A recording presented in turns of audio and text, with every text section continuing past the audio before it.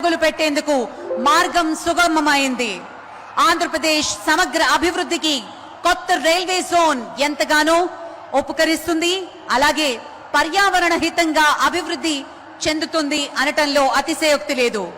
Green hydrogen project కు Andhra Pradesh hub గా మారుస్తామంటూ ముఖ్యమంత్రి మన ప్రియతమ నేత శ్రీ నారా చంద్రబాబు నాయుడు గారు చెప్తూ వస్తున్నారు.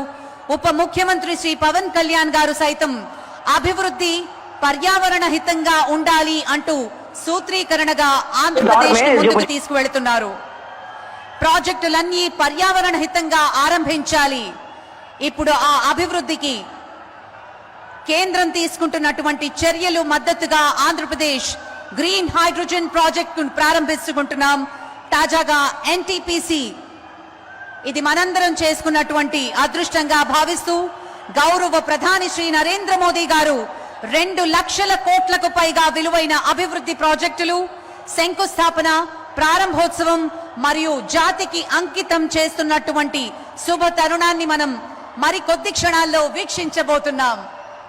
రోడ్ షో ముగించుకుని కూటమిత్రయం ప్రధాని నరేంద్ర మోదీ, జనసేనాని పవన్ కళ్యాణ్ మరియు మన ప్రియతమ ముఖ్యమంత్రి వర్యులు శ్రీ నారా చంద్రబాబు నాయుడు గారు ప్రధాన వేదిక మీదకి వస్తున్నటువంటి అమూల్యమైన క్షణాన్ని మనం వీక్షిస్తూ ఉన్నాం.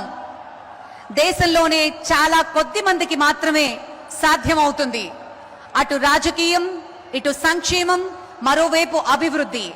ఇలాంటి భిన్న పార్శ్వాలను అందించగల ఏకైక నాయకులు మన ప్రియతమ ప్రధాని శ్రీ నరేంద్ర మోదీ గారు. రాజకీయంగా ఆయనకి తిరుగులేని నాయకుడిగా